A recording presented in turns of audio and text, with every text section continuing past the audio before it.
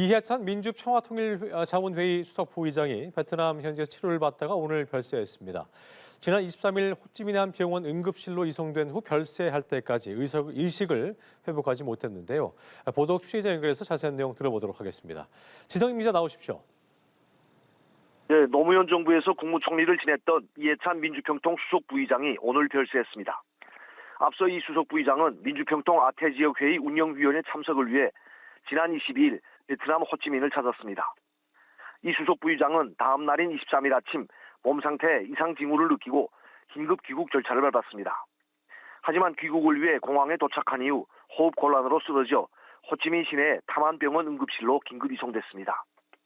현지 병원에서 심근경색 진단을 받은 이 수석 부의장은 스텐트 시술을 받았고 시술이 끝난 후에는 중환자실에서 치료를 받았습니다.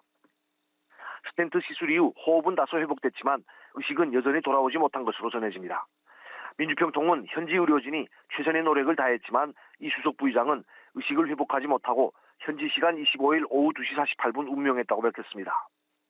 그러면서 현재 유가족, 관계기관과 함께 국내 운구와 장례 절차를 논의 중이라고 설명했습니다. 임종을 지킨 김영대 의원은 SNS를 통해 26일 오후 11시 50분 대한항공편으로 잘 모시고 가겠다고 운구 일정을 전했습니다. 정치권은 이 수석 부의장의 별세에 일제히 애도의 뜻을 밝혔습니다. 박원식 대통령 비서실장은 이 수석 부의장에 대해 대한민국의 민주화와 민주적 국민정당 건설이라는 거대한 꿈에 평생을 바치신 분이었다고 추모했습니다. 민주당 정청래 대표는 제주에서 열린 자신의 지지자 모임에 참석한 자리에서 이 수석 부의장 부고를 전해 듣고 이루 헤아릴 수 없는 아픔이 밀려온다고 말했습니다. 민주당은 내일로 예정된 제주 연장 최고위원회를 취소하고 이 수석 부의장의 국내 이송과 장례 절차 등을 논의할 예정입니다. 조국혁신당 조국 대표는 소셜미디어에 이제 무거운 짐 내려놓고 평온히 쉬시라는 내용의 글을 올렸고 개혁신당 이준석 대표도 고인의 명복을 빌며 유가족께 위로의 말씀을 전한다고 밝혔습니다. 지금까지 보도국에서 전해드렸습니다. 이해찬 전 국무총리의 별세 소식에 정치권도 슬픔에 잠겼습니다. 더불어민주당에선 큰 별이 졌다며 고인을 기리는 메시지가 쏟아졌고 국민의힘 역시 애도를 표했습니다. 박준혁 기자입니다. 이해찬 전 국무총리의 별세 소식을 전해들은 더불어민주당 정청래 대표는 눈시울부터 붉혔습니다.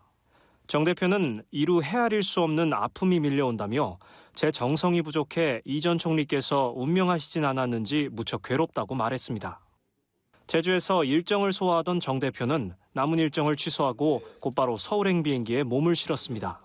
민주당은 제주 최고위원회 일정을 모두 취소하고 이 전 총리 장례 준비 절차에 들어갑니다. 당내에선 너무 일찍 가셨다. 고인의 뜻을 늘 기억하겠다며 애도가 쏟아졌습니다. 박수현 수석 대변인은 한 사람의 정치인을 떠나보내는 것이 아니라 한 시대의 민주주의를 함께 보내고 있다며 고인을 기렸습니다.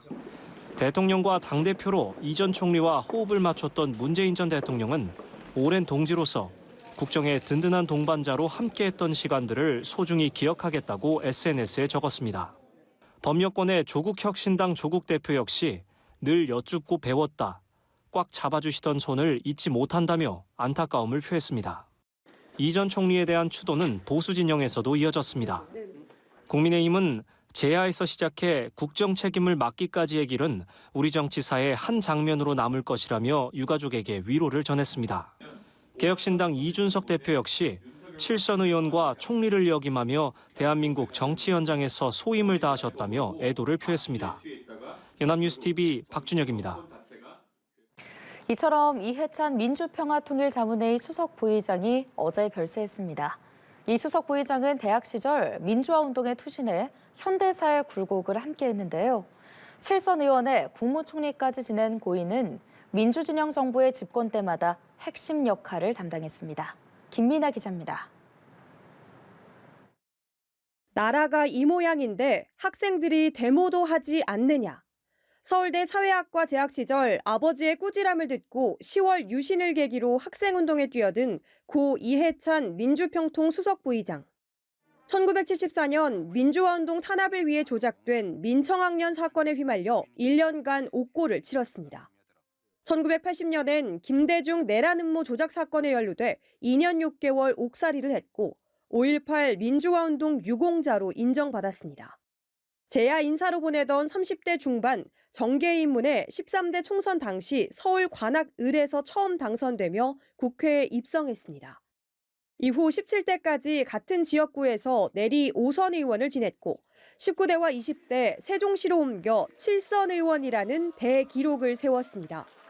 김대중 정부에서 교육부 장관을 맡아 고교 평준화 등 교육개혁을 이끌었고 5선 의원 시절엔 참여정부의 국무총리를 지냈습니다.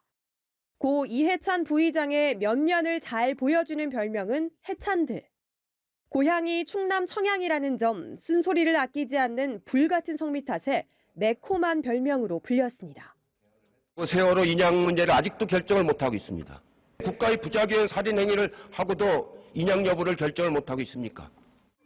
한동안 상임고문 등을 지내며 정치 전면에 서지 않던 이 부의장은 선거 전략가답게 이재명 대통령 당선을 위해 당내 결집을 적극 도모했습니다. 지난해 11월엔 대통령 직속기구 민주평화통일자문회의 수석 부의장으로 취임해 통일을 위해 힘써왔습니다.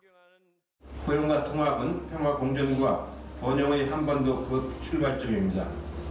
국민의 뜻을 담아 뿌리 깊은 나무처럼 흔들림 없이 민주진영의 버팀목으로 마지막까지 큰어른의 자리를 지켜온 고인. 이제 평화가 강처럼 흐르는 세상에서 귀천합니다. 연합뉴스 TV 김민아입니다.